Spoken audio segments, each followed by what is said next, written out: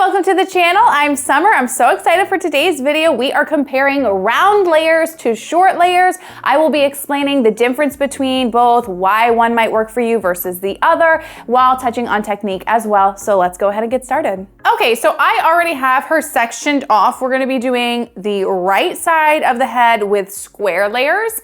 And then this left side, we are going to be doing round layers, which traditionally when you see me cut, I do round layers. So I've got her separated into 4 quadrants. So I'll be cutting it like I would any regular haircut, starting in the back, then working my way into the sides and vice versa. So let's get started with our round layers. Okay, so for the round layers, you would come and take your sections. If you guys have been watching my channel for a while, you probably are familiar with what I'm about to do here. But you come in a little section at the time, and I'm gonna be doing a traveling guide too. I did do a video a while back, traveling guide versus stationary guide, that I'll leave linked below if you wanna check it out. But we're coming in with a small enough section here that's not too big, not too small. And what I like to do is come out with the fine side of my comb, and I just bring it straight out. Let that perimeter fall, and we're gonna be removing all of this hair right here. And you just are gonna be working your way up the entire head. And why they're called round is you're bringing the hair straight out from every point of the head. Where when we get into square layers, you'll see the difference between the two. But with the round layer, there's a continual shape that goes as you're rounding with the whole curvature of the head. We're gonna take our next section. So typically round layers are pretty typical. I feel like most stylists do round layers traditionally. I think a lot of clients probably don't even know the difference, honestly. But round layers, you're gonna have a little bit more evenness as far as your layers all throughout your head. You're gonna see nice movement everywhere. It's gonna really remove a lot of weight if you're somebody with super thick hair. Where I find square layers tend to keep more weight in the hair and provide a little less movement. Now you could get crazy with it. We'll touch on the square layers here in a little bit, but ideally round layers I find to give more shape overall to the head.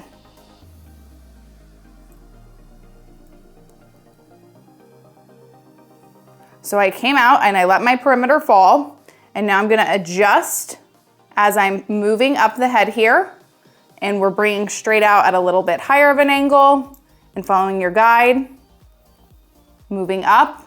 We're still coming straight up and out, and you just keep rounding with it all the way to the top.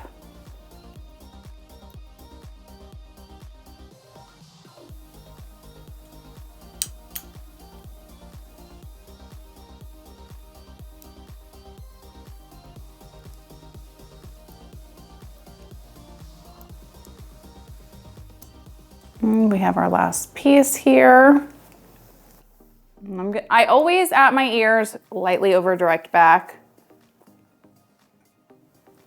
I just do that to help kind of maintain a little bit extra weight here. And then this mannequin had no layers to begin with, just so you all are clear on that. So I've done the layers in the back section. We've got some good movement. Our shortest piece comes right below the occipital bone. So we've got nice bend, but we still have a lot of length. And now to move into our sides for that, we're gonna be doing the same motion, losing clips.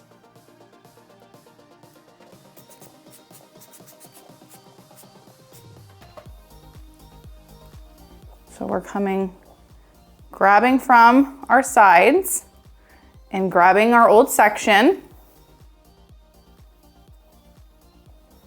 Coming out, let that perimeter fall, cut.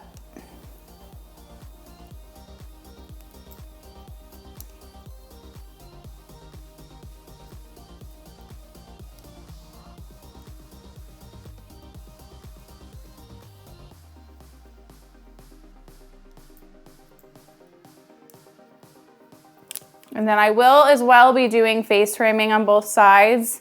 And I'll show you how I blend that in. Ideally, I would do face framing different for a real, like, actual haircut, but for the sake of the comparison, I'm gonna just blend it in with however the layers fall. If you had a client in your chair or you're doing your own hair, you would keep your face frame in mind of how short you want it to be, and you would either leave out some of your face frame if you had a set length you wanted it. So as I'm pulling up, I do twist my fingers a little bit with my rounded layers, but everything's coming out and being cut away from the head, and you're rounding and pulling out from each shape section, I should say. And again, with the sides, why I like to over direct slightly back is a lot of times people are finer or more thin on their sides. So over directing back just allows for you to maintain a little bit more weight and thickness, where I have just always found in my career, if I pull like straight out this way, I'm taking too much length. So you could do it that way. I like doing it this way because you can always go back in and remove more if you need to, rather than like once you've removed too much, you're like, oh man.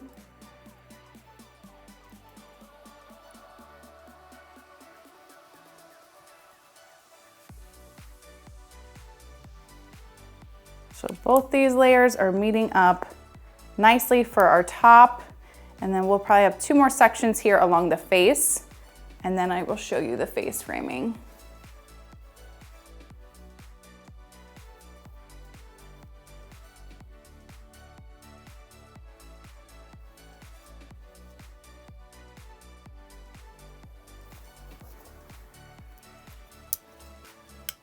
So we are to this very front face.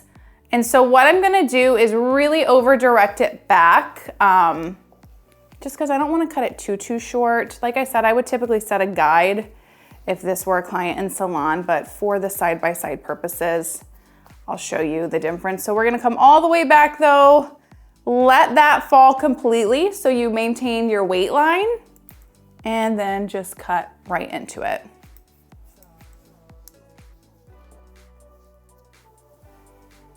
Do that all the way up.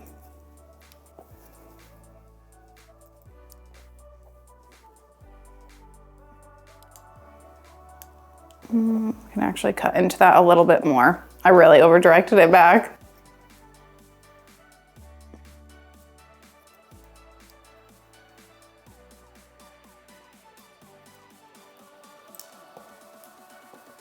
Okay. So then to just blend in the face frame, because I did over direct it back, it actually kept more length than I maybe thought that it would. You're just gonna come in and you'll comb the hair straight down. So I can already see a little bit in here, the angle that's slightly formed of the disconnect. So we've got a little bit more length in here, and obviously this is just gonna look a little shelfy. So to blend that in, I'm just gonna comb her straight down, and you're just gonna follow where it starts to slant. So right in here is where it starts to slant compared to here. So you're just gonna comb it straight down, angle those fingers. I see my guide here, and we're cutting right up in to that very front piece. And you could always go in and remove more if you wanted to. I'm gonna leave it for now, so that way you guys can see, again, the difference between the two. Because one thing I'll say this much, I do feel like a square layer actually cuts a little bit more face frame. I know I did angle my hands quite a bit back, but I feel like it actually does do more of a swoopy face frame, depending on how short you take the layer. That is what really determines it for a square. Okay, so we have our round layers done, and so I'm just gonna clip her hair out of the way, and we will start our square layers. Okay, so with square layers, Determining how short your layers go, I find with square layers, really you need to take in mind how much length there is. Because to create square layers, everything comes straight up. So obviously the length underneath is only gonna come up so far. So if you were like looking to cut more of the length, you would just shorten the length, but you certainly don't want like your first layer to be shorter than where the bottom length comes up to. Otherwise you're gonna have a really big disconnect and it's just not gonna flow. So I still always say with a square layer, like keep in mind the curving or bend you wanna see in it. Same with a round layer. And to do this, I think I'm just gonna actually make it match to where the round layers are that we did. So let me do a test here. Yeah, it's still gonna be enough movement here. So I'm gonna leave a piece of my round layer out to help me set my guide for the square layers. And square layers, I find to be ridiculously easy to do. Like you go through them so fast. They're the best option, I feel like, for somebody cutting their hair at home on their own. If you take small enough sections, you rarely have to like double or cross check. And so literally what we're gonna do, I've just taken a horizontal line where with the round layers we did vertical. So this is just coming literally straight up. And we're gonna meet it to our short layer guide.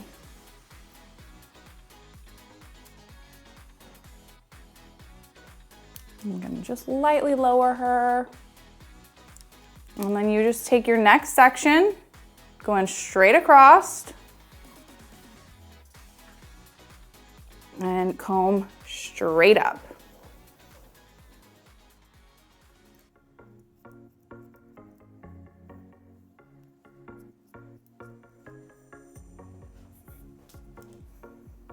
And so as you move further down the head with the square layer, you're obviously gonna not have any more hair that comes all the way up, just because again, you're bringing it straight from the bottom, isn't gonna fully meet. So this allows for some nice movement, but you don't jeopardize the length unless like you take a super short layer, which again, that's why we don't do that. You want it to blend. But you're able to maintain the natural thickness and weight that somebody has a little bit more, I find, with a square layer.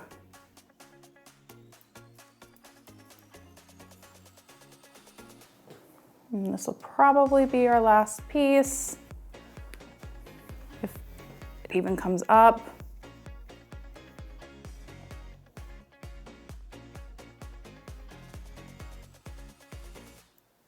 One hair on the outside. So yeah, you take literally just a few sections. If somebody has really fine, thin hair, you can go through it a little faster, but I always say still just take sections that you can see through easily because you don't want to overcut. And then to do your sides, you're still gonna bring everything up, but I'm gonna be doing it, again, horizontal across the head. So it's not a vertical, it's horizontal partings. I have seen square layers done vertically, but I just, in my opinion, I feel like they just look the same as a round layer. So I always do my square layers with a horizontal parting. And then you're gonna take your first side section and you're just gonna meet it up with your back layer that you created from that square shape. And you guys will see what I mean as we get into the sides here with it creating a little bit more of a face frame. I like to take two sections to do this just because it's a much wider area here. So we're coming straight up. I see my guide. And cut.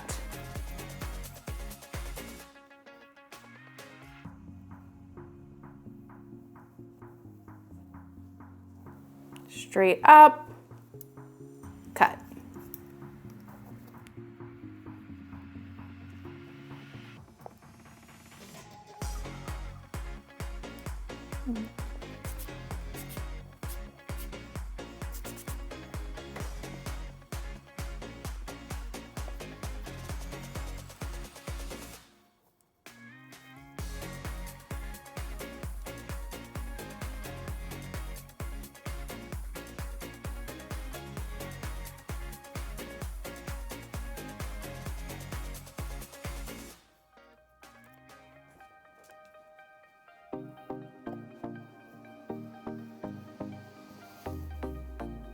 So yeah, the square layers, I mean, I don't find round layers to be that hard, but the square layers, like I said, they're a lot easier because you're just bringing everything straight up. You do move through the head faster. And like I said, for at home, I find them to be the most ideal thing if you're cutting your hair on your own at home.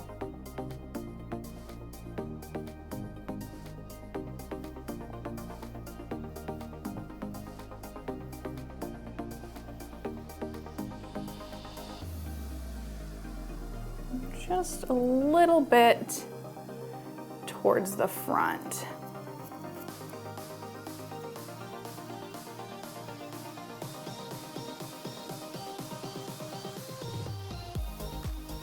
Let's see if this even comes up. Like one hair. Okay, so now you guys will get to see how the square layer face frame looks. So it already took out a lot more pieces around the front. With our round layer side, even with blending it in, it stays a lot longer because you were angling it back. You could angle square layers back traditionally as well, but because I find that the layer falls pretty much how you cut it, I don't worry about like a hole so much. And so what you're gonna do now is you're gonna blend it in the same way you would with your round layer. And the difference with this one is that you see the angle more coming from the front than you do the back. And so you'll just come in and just follow it all the way down.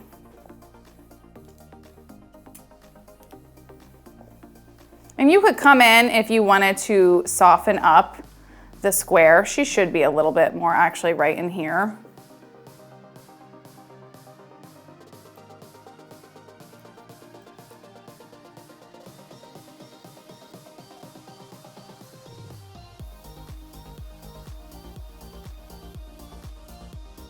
And we're just gonna sliver straight down.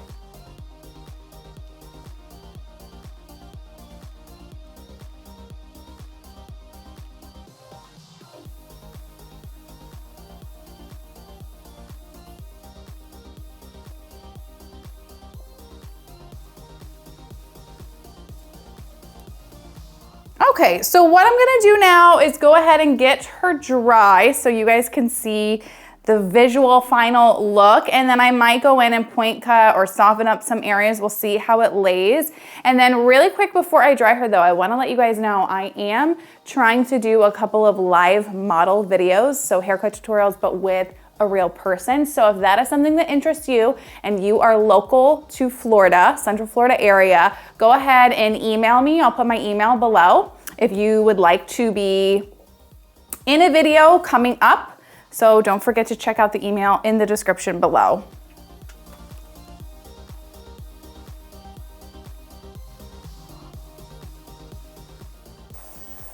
Okay, we are done drying. You can see her face frame is a lot longer on the side that I did the round layers because again, I directed it all back. So I'm actually first gonna tweak that before I show you the back. And with the square layers, I want you to keep in mind, you could have left this longer, or I could have left it longer by over directing it back, but I was trying to show you like the true way that I would cut them. And again, if you had a client that didn't want that, you would simply leave that out or really angle it back to adjust. So I'm just gonna come in here and blend her face frame in a little bit more to where her layers are on the side to make it a little bit more even for visualization.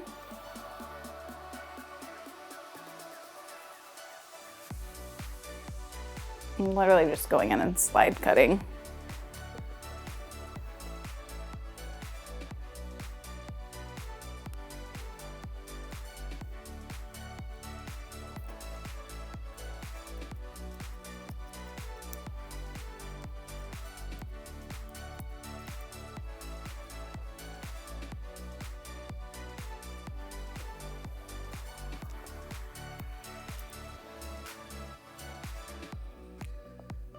That just blended it in a little bit better. And I like it being so long compared to the other side. Okay, but there is still a difference between the two. Both look nice. Okay, so I'm gonna show you the back. Okay, so on my right here, this side, is what we did our round layers on. So both have a lot of shape, but you can see all throughout towards the ends, you have a little bit more even flow of a layer coming in, where on the square side, you still have shape, but it looks a little bit more full and less movement through the bottom.